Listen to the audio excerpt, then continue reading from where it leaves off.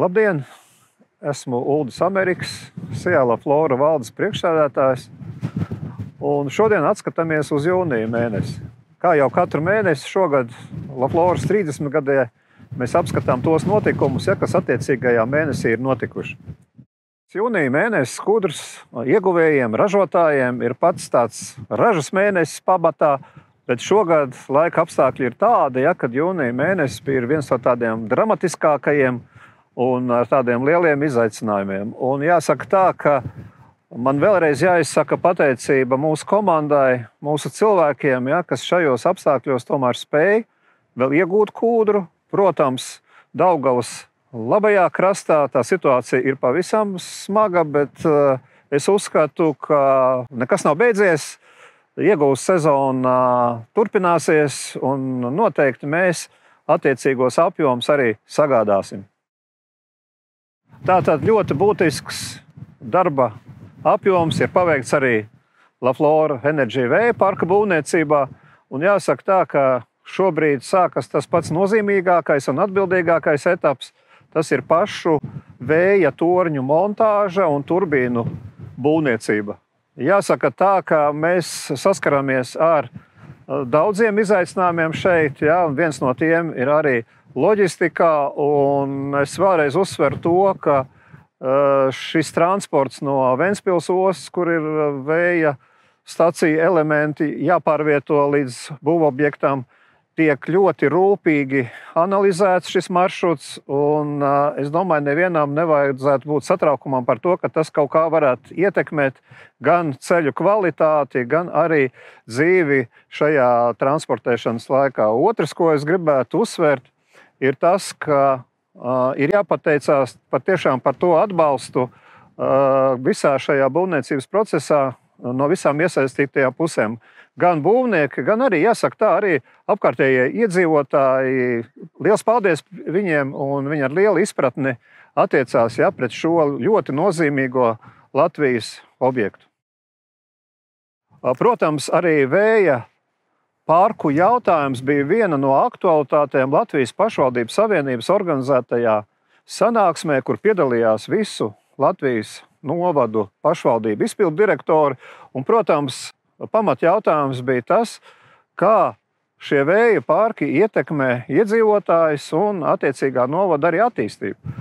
Un man bija izdevība skaidrot mūsu pozīciju, mūsu pieeju, ka pats galvenais jau nav vēja parks kā tāds, bet pats galvenais ir šī attīstība, ko nodrošina vēja parks attiecīgajā pašvaldībā un ko tas dod šī vēja parka tuvumā esošajai kopienai un arī iedzīvotājiem. Un es gribētu vēlreiz uzsvērt, ka katrs vēja parks, viņš dod pienesumu katru gadu, tiek maksāts no enerģijas ražotājiem 2500 eiro par uzstādīto megavatu, un LaFloras gadījumā tie ir 272 000 katru gadu. Pie tam vēl mēs esam apsekojuši jau attiecīgās mājsaimniecības, kuras saņems šo atbalstu. Tās ir 17, un tās ir 3 minimālās algas, ko var saņemt attiecīgā mājsaimniecība. Tā kā vēja parks dos ne tikai elektrību, viņš dos arī pienesumu vietējās kopienas dzīves kvalitātes uzlabošanai.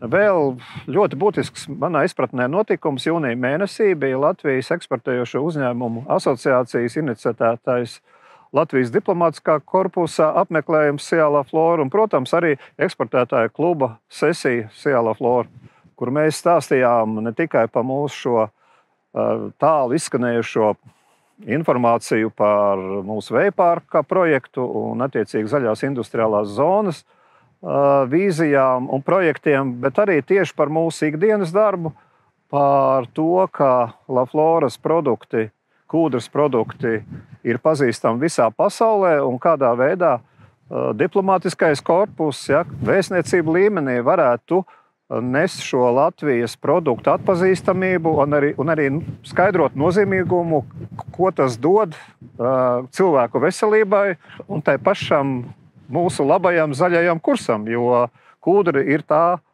pamatā.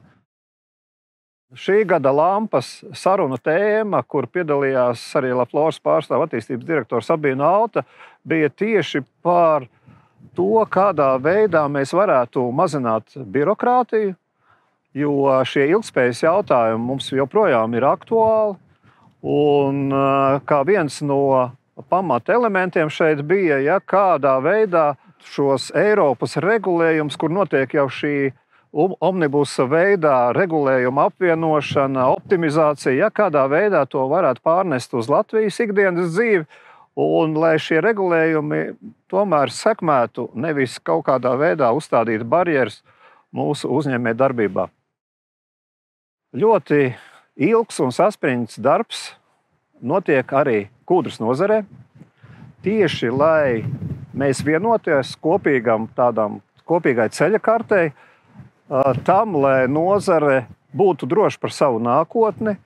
Un šajā sakarā tiek izstrādāts memorands, ilgspējas memorands kūdras nozarei, kur mēs sanākam kopā un vienojamies par tādām būtiskām ilgspējas lietām, kā vide, pārvaldība, sociālie aspekti. Mēs ceram arī, ka drīz šis ilgais un tāds būtiskais darbs tiks paveikts, un mēs varēsim šo memorandu jau prezentēt plašākai sabiedrībai. Kaut arī jūnija mēnesis bija izaicinājumiem pilns, es esmu pārliecināts, ka kūdras iegūs sezonu un arī uzņēmuma darbība šogad būs sekmīga, veiksmīga. Un paldies visam kolektīvam par to darbu, kas tiek veikts. Un mēs sagaidām uzņēmuma 30 gadu jubileju tādā labā noskaņā un ar optimismu. Lai mums izdodas!